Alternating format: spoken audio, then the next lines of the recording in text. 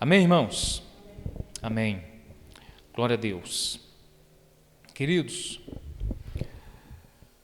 nós vamos retomar de volta um pouquinho aqui do nosso capítulo 8 de Eclesiastes, para nós encerrarmos esse capítulo.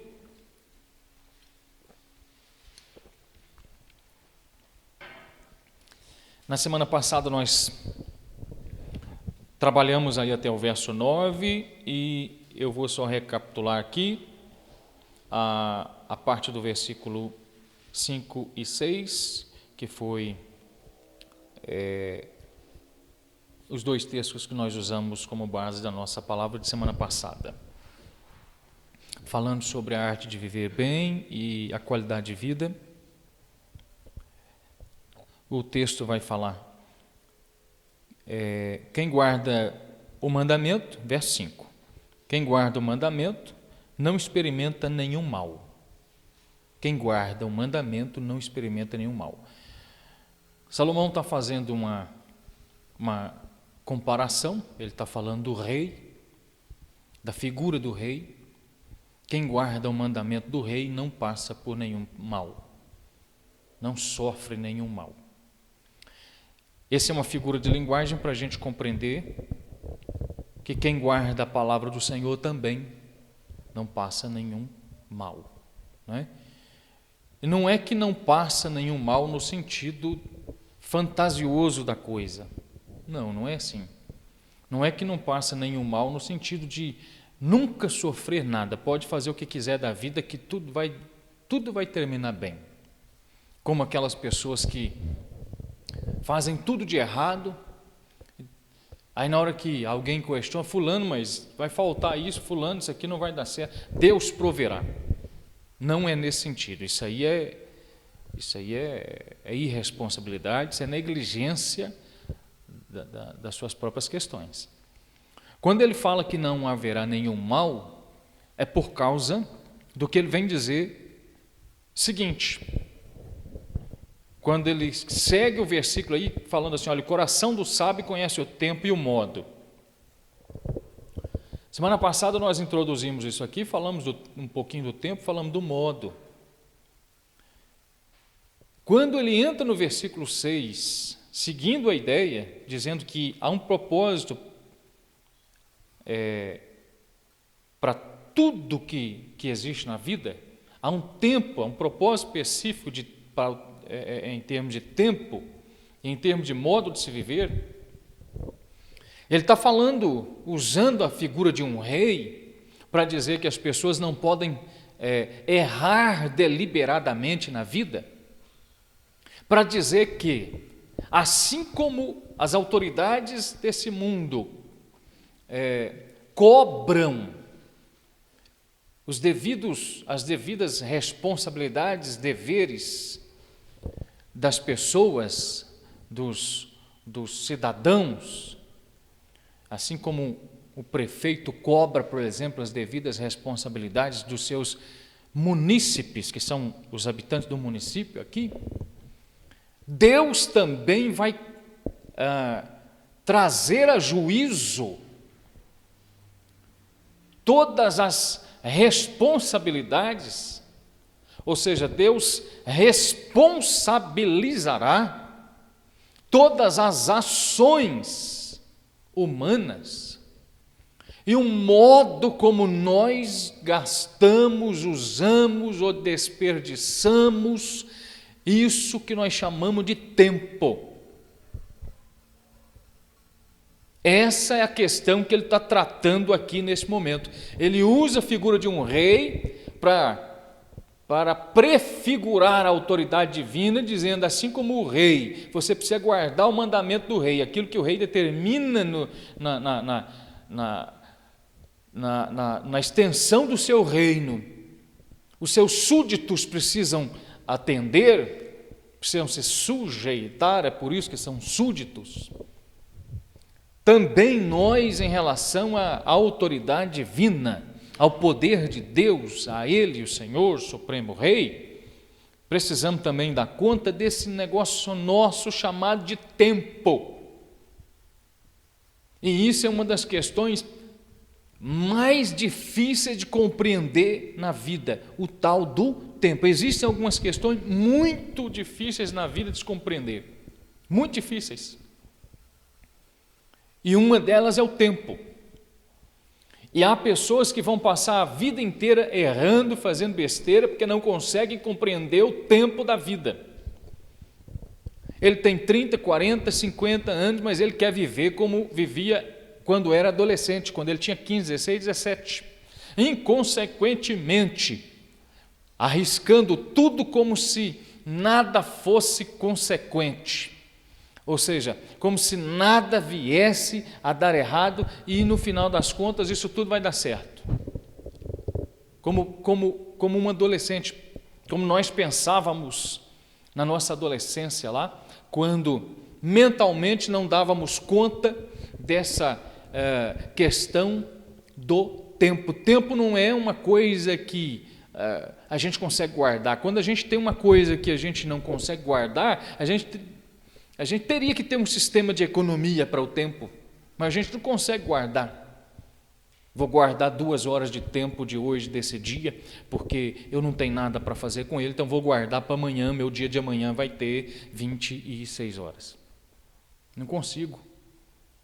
Eu não consigo guardar no meu mês, por exemplo, eu passei 2 dias ocioso, que eu não tinha nada para fazer durante esse mês, o mês que vem, aí eu somei tudo, os meses, eu fui guardando um dia ou outro aqui durante os meses, no final do ano, em vez do ano ter lá 365 dias, ele vai ter 370, porque eu guardei um dia ou outro que eu não tinha nada para fazer. Nós não temos esse sistema de economia para o tempo. O tempo para nós, ele está agindo muito nesse nosso corpo, nessa nossa máscara, vamos dizer assim.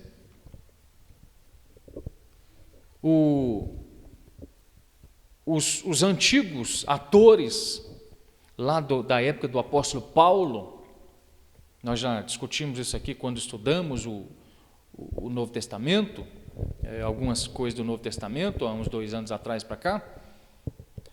Os antigos atores, eles iam atuar naquele anfiteatro chamado de Areópago, onde eles atuavam, e às vezes um ator ele tinha que desempenhar 3, 4, 5 papéis de personagens diferentes, e eles então trocavam de máscara bem rapidamente.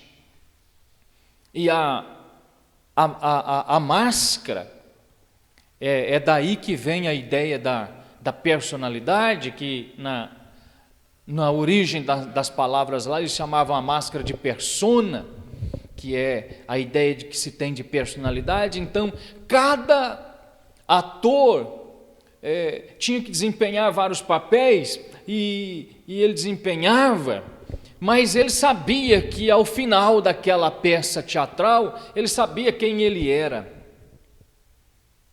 Ele não era o personagem, ele não era a persona daquela máscara, a personalidade daquela máscara, não, ele era ele. A questão aqui é que muitas vezes, esquecendo do valor que tem o tempo, as pessoas elas assumem a máscara vai colar no seu rosto e elas vão vivendo como se elas fossem outras pessoas por aí, sabe? Elas querem viver ilusoriamente, fantasiosamente, aquela máscara que elas veem lá nas mídias sociais. Sabe como é que é? Aquele moldezinho com ar de perfeição, não é? Desenhado cuidadosamente no Photoshop, terminado, não tem estria, não tem cabelo branco, não tem rugas, não tem nada. Sabe como é que é? Elas querem viver aquela máscara, só que tem um problema. O tempo, ele é um agente muito forte na nossa máscara. E a nossa máscara, ela se vai, ela envelhece. Ela vai dizendo para nós quanto tempo já se foi, quanto tempo ainda temos, ou seja, para alguns de nós que eu digo seres humanos, nós temos mais história do que tempo para viver. Para alguns de nós vamos olhar, seres humanos, nós vamos olhar para frente, nós temos menos tempo para caminhar do que tivemos antes. Essa máscara se vai, esse corpo se esvai. Eu vou compreendendo isso a partir do momento que eu começo a entender que quando Salomão está falando aqui, que nós precisamos obedecer o mandamento do rei, porque tudo tem o seu tempo e o seu modo de se fazer a vida, isso traz para nós uma ideia de juízo. Isso traz uma ideia de juízo. Por quê? Acompanhe comigo o texto aí do Eclesiastes. Se você observar, eu quero ler só o verso 13 e 14 do capítulo 12 de Eclesiastes. O texto vai dizer: olha, de tudo que se tem ouvido, a suma, o fim, o resultado, a conclusão é: teme a Deus e guarda os seus mandamentos, porque isto é o dever de todo homem, porque Deus há de trazer a juízo todas as obras, até as que estão ocultas, escondidas, quer elas sejam boas, quer elas sejam... Ou seja, aquilo que as pessoas fizeram da sua vida, no final das contas, tudo vai aparecer. Aquilo que elas fizeram com esse negócio chamado tempo, tudo vai aparecer no final das contas. Porque quando o rei trouxer a juízo o modo e o tempo como viveram, o modo como viveram nesse tempo de existência deles aqui, Deus vai trazer a juízo todas as suas atividades humanas, todas as suas obras, quer sejam elas boas, quer sejam elas más, tudo isso virá à tona num juízo que o rei estabelecerá. Então o que o Salomão está propondo é que a gente repense esse modo de se viver esse tempo da nossa vida. Por quê? Porque a grande expectativa do sábio Salomão era alcançar uma qualidade de vida para de fato se poder viver bem. E aí eu volto num ponto que nós trabalhamos aqui há um mês atrás, falando que de todos os seres vivos, nós somos os únicos com a capacidade de noção de tempo. Só nós é que temos a capacidade de saber que um dia nascemos, estamos vivendo, envelhecendo e um dia morreremos. Só nós. Aquele animalzinho de estimação que você tem na sua casa, um animal selvagem lá na natureza, eles não têm nenhuma noção de tempo. Por quê? Porque eles não têm personalidade, eles não são pessoas.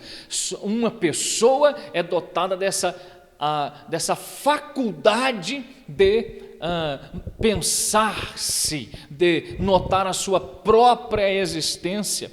E aqui o texto vem nos convidar a pensar sobre isso, sobre que essa nossa existência será levada a um julgamento. E como todos nós temos essa capacidade de entender esse tempo que ele começa, está discorrendo e vai acabar um dia aqui, eu digo, não acaba a existência, acaba a vida aqui, a existência segue. Você entende isso? Sim ou não? Porque se você entender que a existência acaba na morte, então você não compreendeu a doutrina da ressurreição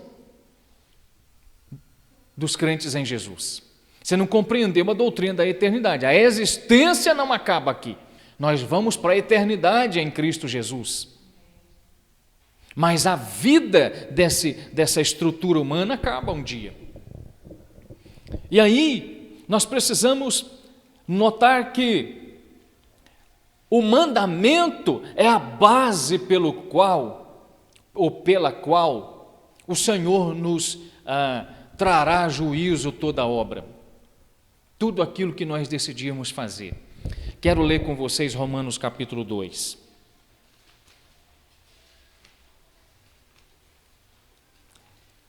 Romanos capítulo 2.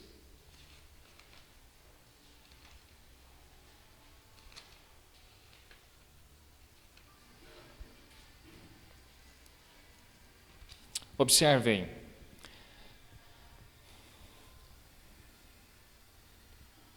Quero abordar o texto a partir do verso 11, quando o texto começa a dizer: porque para com Deus não há acepção de pessoas.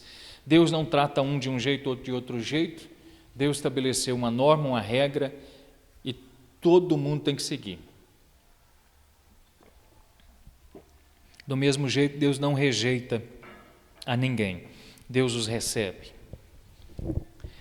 Verso 12: assim, pois, todos os que pecaram sem a lei, ou seja, sem o mandamento, também sem a lei perecerão.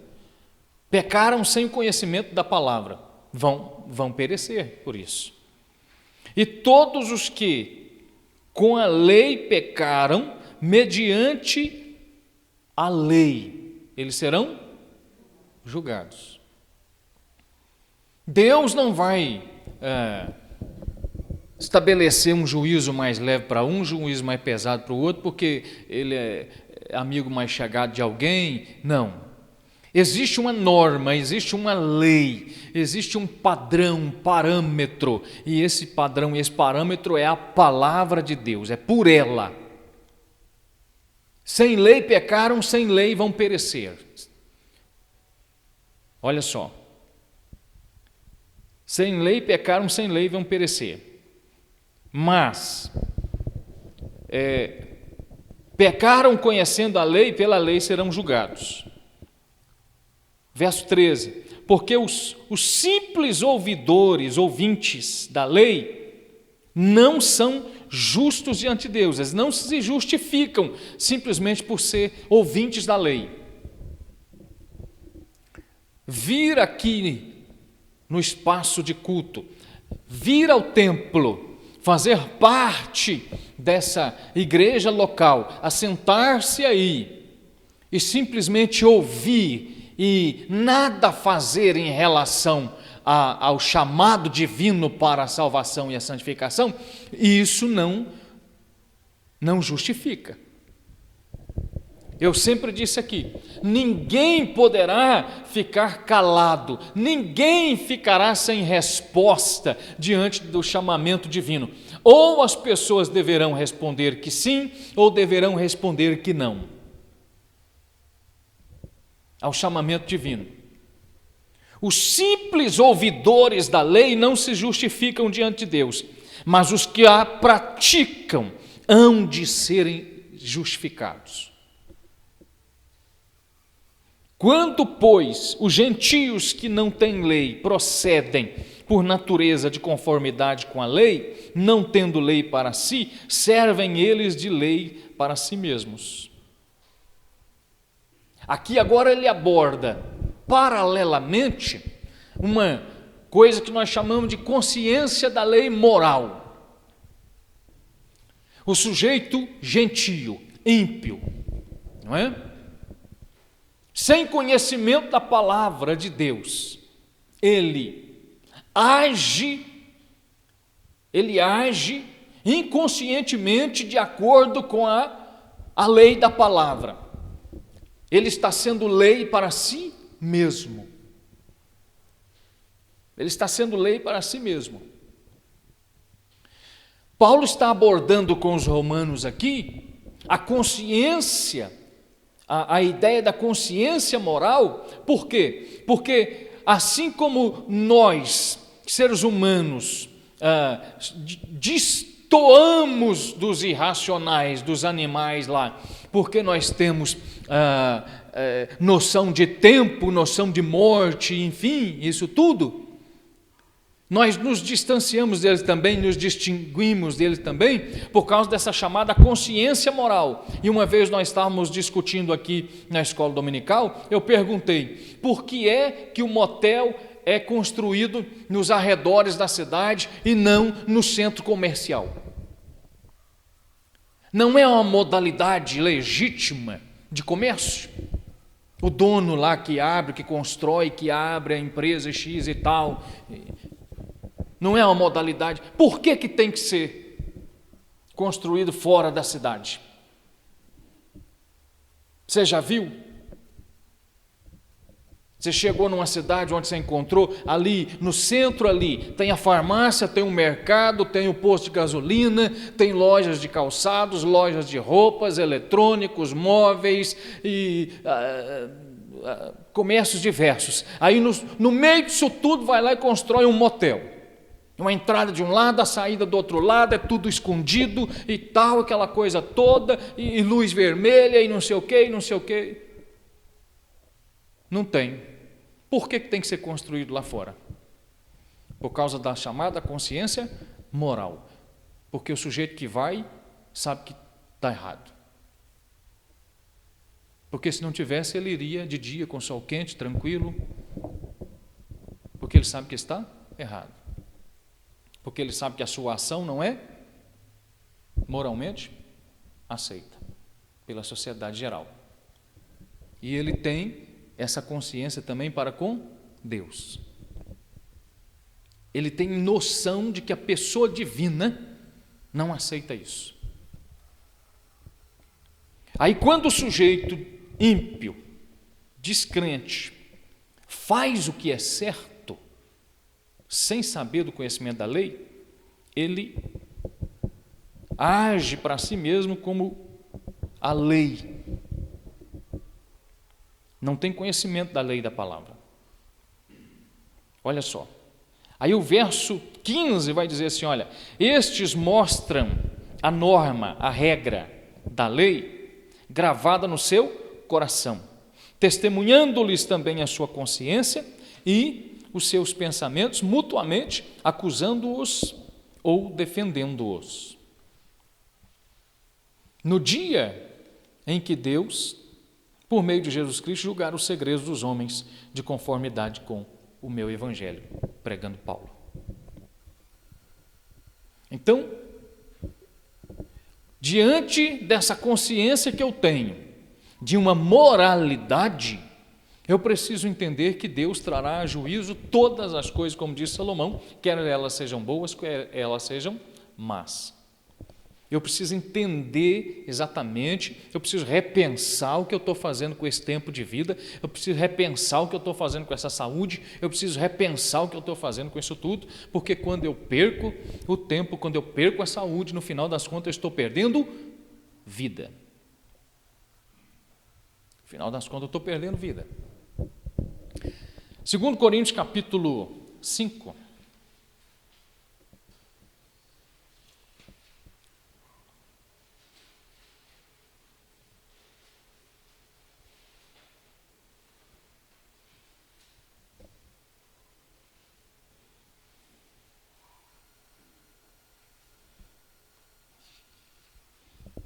Encontrou, hein? 2 Coríntios capítulo 5. Versículo 10. Olha só.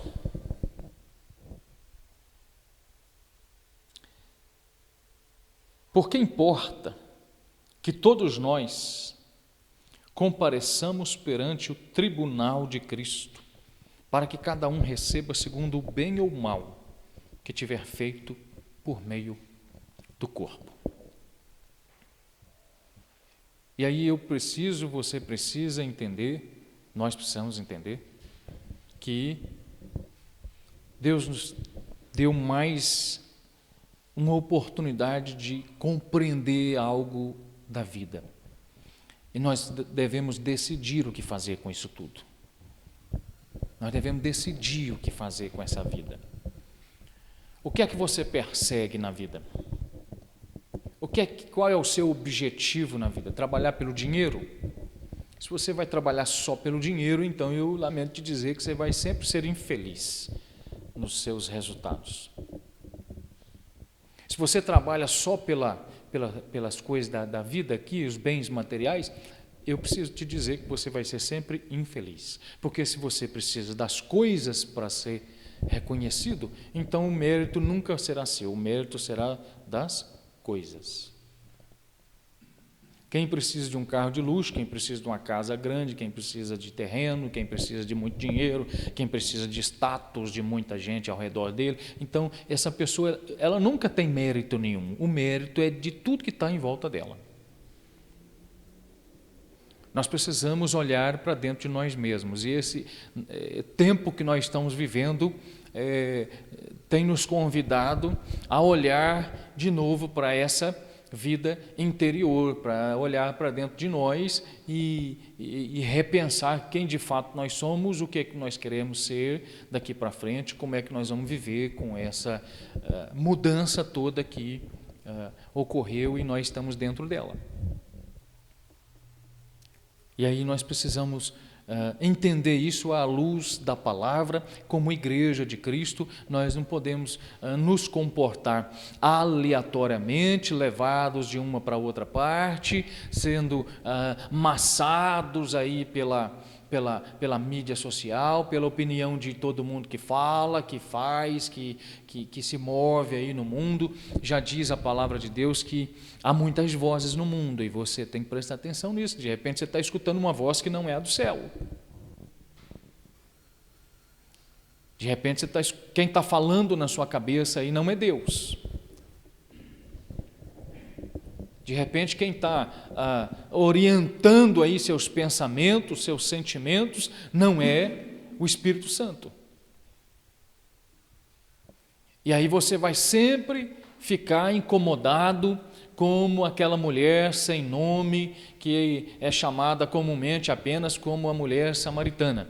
Observando o contexto do capítulo 4 de João, ela estava preocupada onde é que ela deveria adorar direitinho, ela estava preocupada em definir, olha a preocupação daquela mulher, ela queria saber quem é Deus, ela queria saber como definir a pessoa de Deus, como ela ia explicar para si mesma quem era Deus e onde é que ela conseguiria adorar a Deus de fato, porque ela tinha um problema na vida. Esse problema era crônico, né? Crônico é aquele problema que passa o tempo e ele continua lá, sabe? Porque a palavra crônica vem do cronos, que é exatamente a palavra grega usada para tempo. Fulano tem uma doença crônica, então é aquela doença que não se cura facilmente e passa 1 mês, 2 meses, 1 ano, 2 anos, 5 anos, está lá e ele vai lutando com aquilo. Aquela mulher tinha um problema crônico na sua vida, com a noção de que o tempo está passando, ela vai chegar ao fim da história uma hora. Ela tinha consciência moral de que ela não estava certa, de que ela não vivia corretamente do ponto de vista da moralidade. Ela feria a sua própria ética, ela feria as suas próprias questões, ou seja, ela não conseguia cuidar nem de si mesma, ela não era nem um pouco legítima, nem um pouco gentil com si mesma, porque esse é o princípio da diplomacia, né? Ou seja, dá o recado que você tem que dar para o mundo com o menor ferimento possível. Mas ela não conseguia fazer isso nem com ela mesma. Ela estava ferindo a si mesma cada vez, porque cada relação que ela assumia, ela se feria mais ainda, e ela estava preocupada como é que ela ia chegar diante de Deus. Essa é a grande questão que Jesus está tratando com essa mulher ali. Quando ele pergunta para ela, traz lá o seu marido, ponto. Chegamos na questão, no cerne do problema dela. Suas relações a distanciavam do seu relacionamento com Deus. A vida que ela vivia cada vez para mais distante de Deus.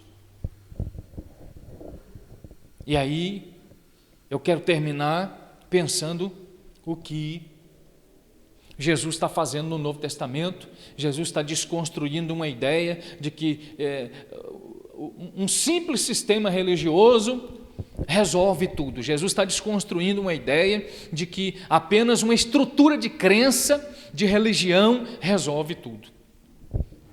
Ele chega e encontra os comerciantes no templo, e ele vai lá e derruba a mesa de todo mundo, espalha a gente para todo mundo. Eu fico imaginando aquela cena, não é?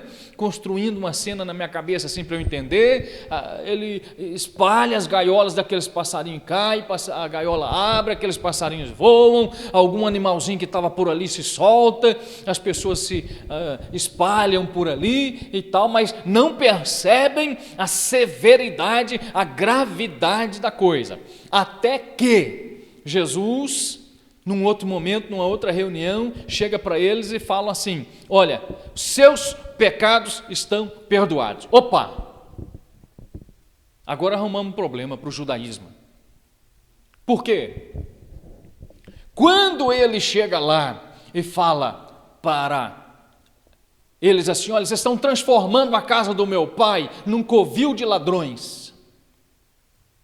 Vocês estão transformando a casa do meu pai numa morada de lobos, mas eu não vou permitir isso, porque a casa do meu pai será chamada casa de oração. Até então eles não compreenderam nada do que Jesus está fazendo, nada do que ele está falando, mas quando ele chega e diz assim: olha, os seus pecados estão perdoados, aí eles levam um susto. Sabe por quê? Porque com essa expressão ele está dizendo o seguinte: olha, nós não precisamos mais desse templo aqui, ó. Tem um outro templo melhor do que esse aqui. Nós não precisamos mais da figura do sacerdote. Vocês estão tudo desempregados. Nós não precisamos mais dos levitas. Não precisamos mais desses utensílios todos aí do templo. Esse templo que vocês estão vendo aqui, ele será destruído. Aí eles levam um susto. Por quê? Porque aí Jesus mexeu na estrutura da crença deles. Aí Jesus mexeu com o seu sistema religioso. Há muitas pessoas que vivem a vida dessa maneira. As suas relações diversas levam essas pessoas para cada vez para mais longe de Deus. Cada dia que passa, cada pessoa que acessa ele, ou cada pessoa que acessa ela, ou ela e ele acessa o outro, eles vão se contaminando cada vez mais, e eles vão se distanciando cada vez mais. Aí quando chega no domingo, vem lá uma vez, de vez em quando no mês lá, vem ao templo. Por quê? Porque precisam atender a sua noção de religião, essa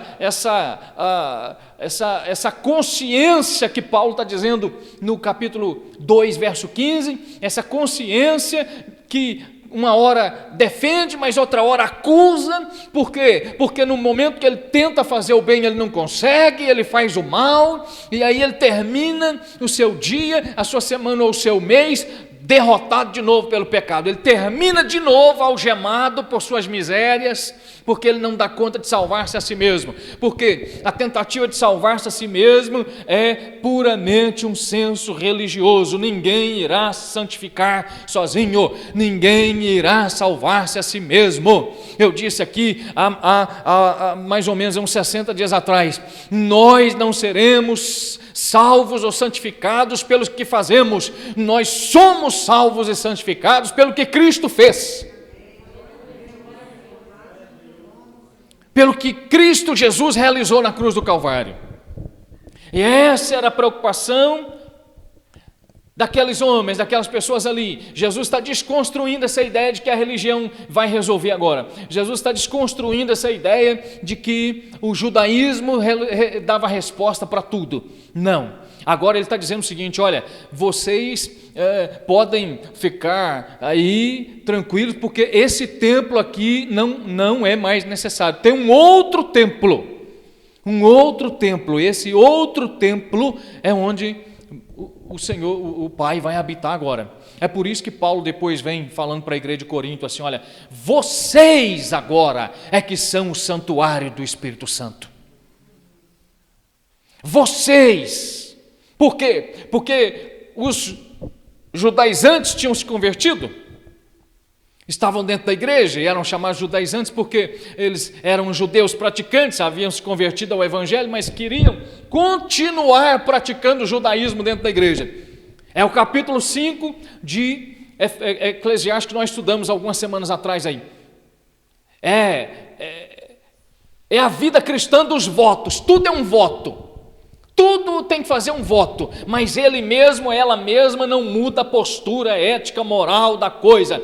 Ele mesmo, ela mesma não faz nada para mudar a vida. Ele faz um voto de raspar cabelo, de fazer não sei o quê, de deixar a barba crescer, de não tomar Coca-Cola, de não passar batom, de não tomar banho, de não fazer não sei o quê, mil coisas que eles inventam.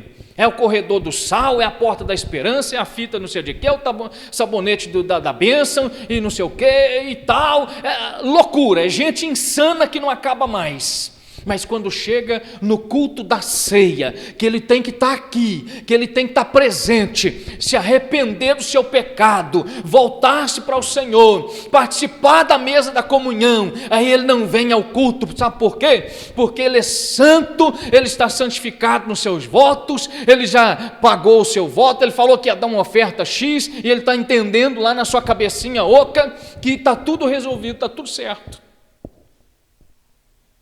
Jesus está dizendo para eles o seguinte: olha, a casa do meu pai será chamada a casa de oração. Eu não tenho ligação, eu não tenho compromisso, eu não tenho aliança com o judaísmo, eu tenho aliança com o Pai. Sabe o que Jesus estava falando naquele momento? Olha, a partir de agora não é mais necessário trazer as ofertas dos passarinhos, dos pombinhos, dos bezerros, dos cordeiros, não é mais necessário isso. Agora é necessário ter comunhão comigo. E foi exatamente por causa dessa mensagem que Estevão morreu depois do capítulo 7 de Atos. Porque Estevão, ele vai falar a mesma coisa. Ele pega, num capítulo só, ele discorre toda a história do Antigo Testamento. Ele vem trazendo toda a história da genealogia de Jesus. E ele chega até o momento em que o próprio Jesus diz isso, que agora tinha um outro tabernáculo, e Estevão vai usar a expressão assim: olha, Deus não habita em templos feitos por mãos humanas, ou seja, não é mais necessário o templo do judaísmo, não é mais necessário ir para Jerusalém, não é mais necessário ir procurar o sacerdote para levar a sua oferta. Agora nós temos um outro templo, o templo que ele mesmo preparou para a sua glória. O templo é a igreja, a noiva de Cristo. O templo é cada crente em Jesus. O templo é o corpo, onde o tempo, a vida acontece, e nós, conscientes disso, precisamos adorar a Deus do modo melhor que possamos viver na presença de Deus. Aí o pessoal mordeu de raiva. A Bíblia vai dizer que eles se rangiam dentro de ódio, de raiva, e arremeteram contra ele com suas pedras na mão e mataram Estevão. Por quê? Porque Estevão, ele também ousou desconstruir essa noção religiosa, essa resposta religiosa que todo mundo quer dar para a vida. Tudo é uma religião. Aí fica fácil demais, né? Porque eu jogo tudo para cima de Deus, e Deus que se vire com os problemas que eu estou arrumando aqui com as minhas escolhas na vida aqui. Deus proverá. É assim que eles usam aí vulgarmente essa expressão bíblica, ou essa expressão evangélica. Deus proverá. Deus proverá o quê? O que Deus vai prover com todas as escolhas erradas que você está fazendo? O que Deus vai prover com todas as decisões impensadas e não calculadas que você está fazendo, inconsequentes? Você sai fazendo a vida de qualquer maneira, inconsequente, não trabalha direito, não cuida direito das suas coisas, da sua finança, da sua vida, do seu casamento, das suas relações, do seu corpo, da sua saúde. Você não cuida do seu tempo, você não cuida de nada. Aí Deus proverá o quê? De acordo com Salomão, texto base que nós estamos estudando, Salomão está dizendo que Deus proverá juízo. Deus trará juízo. Todas as nossas escolhas, ações e atitudes e decisões. Por quê? Porque tem um modo certo de se viver a vida. E Ele vai cobrar esse modo certo. Vamos orar?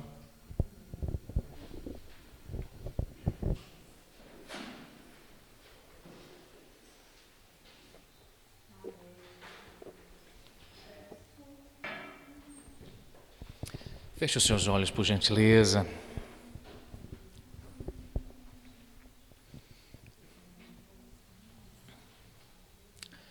Todos nós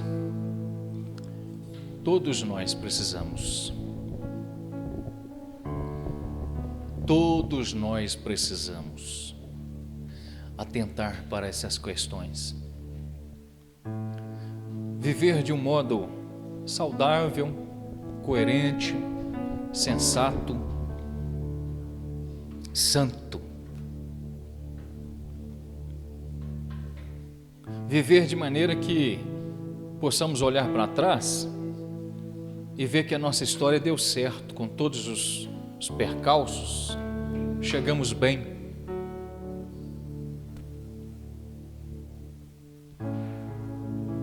Do que é que você corre na sua vida? O que é que você não quer encarar na sua vida? Quais são os seus medos? Quais são os seus demônios que assolam, que assombram as suas lembranças? Coloque isso tudo agora aos pés da cruz e receba perdão de Deus e recomece. Recomece. Recomece. Esse é um lugar para se recomeçar. Esse é um momento para se recomeçar. Deus amado e Senhor, eu oro pela vida da igreja, eu clamo por graça, poder e misericórdia, eu clamo por perdão. Tocados pelo mundo, afetados pelo pecado, hoje marcados pelo sangue do Cordeiro de Deus, Jesus Cristo, nosso Salvador, redimidos, escolhidos, santificados em Cristo, chamados para a santificação, vestidos com vestimenta de festa, adornados com a grinalda do casamento, esperando de modo jubiloso a volta do noivo, porém não sem azeite, porém não sem óleo em suas lâmpadas, uns todavia com mais, outros com menos, de modo, Senhor, de modo que doravante todos eles precisam da sua graça, precisam da sua misericórdia, assim todos nós precisamos ser tocados por seu poder, precisamos ser cheios do seu Espírito, precisamos vencer o mal em nós, precisamos vencer as algemas do pecado que vez ou outra tenta nos aprisionar ainda. Precisamos agora, uma vez por todas, vencer, meu Deus, esse mal, vencer a Satanás, vencer a essa tendência, a essa inclinação da fraqueza humana. Deus, ajuda teu povo a permanecer de pé, Ajuda, Senhor, a sua igreja, e de modo pessoal, ajuda cada crente na sua realidade de vida, ajuda cada irmão e irmã na sua vida, na sua história, na sua realidade. Ajuda essa pessoa, meu Deus, olhar para si mesmo, para si mesma, meu Deus, e receber perdão do Senhor agora, e receber perdão do Senhor para a sua história, para a sua vida, em nome de Jesus, Pai. Essa é a nossa oração que oramos em Cristo Jesus, nosso Senhor e Deus. Hoje nós temos o nosso livro, nosso nome escrito no livro da vida do Cordeiro. Hoje nós somos marcados pelo sangue de Jesus, sangue que perdoa pecados, sangue de uma nova e eterna aliança, sangue não de bodes ou touros, meu Deus, mas sangue do Cordeiro Santo, que a si mesmo se entregou, a si mesmo se ofereceu por sua igreja para santificá-la, para apresentá-la a si, igreja santa e irrepreensível, sem mácula. Aleluia. Fomos tirados, arrebatados, transportados das trevas para o reino do Filho do seu amor. Hoje nós não precisamos do templo construído pelas mãos dos homens, nós somos o templo preparado pelo próprio Deus.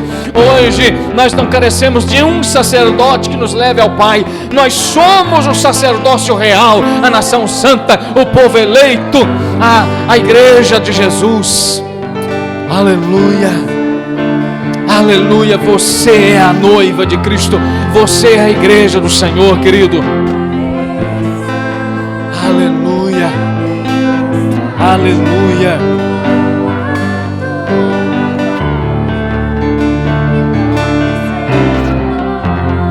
Oh, aleluia, glória a Deus.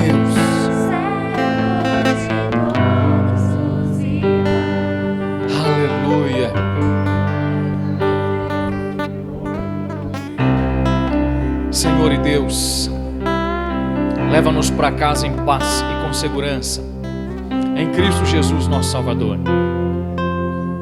E assim, Espírito Santo, mantenha-nos unidos a Cristo, para que em nós mesmos possamos sentir a garantia, a segurança da salvação em Cristo Jesus, todos os dias, em todo o tempo, para a glória de Deus, para a bênção da vida e a paz do teu povo, Senhor, em nome de Jesus. Que o grande amor de Deus Pai e a graça salvadora de Deus em Cristo Jesus, seu Filho, e a consolação do amável Espírito Santo seja conosco hoje, agora e sempre, até o grande dia de Jesus, quando lá entraremos no outro tempo, o tempo da eternidade. Que Deus te abençoe, uma ótima semana, até domingo pela manhã, com a graça de Jesus, aqui no nosso culto de aniversário. Um abraço, vale o dia, a palavra vale a vida, a igreja não para. Deus te abençoe.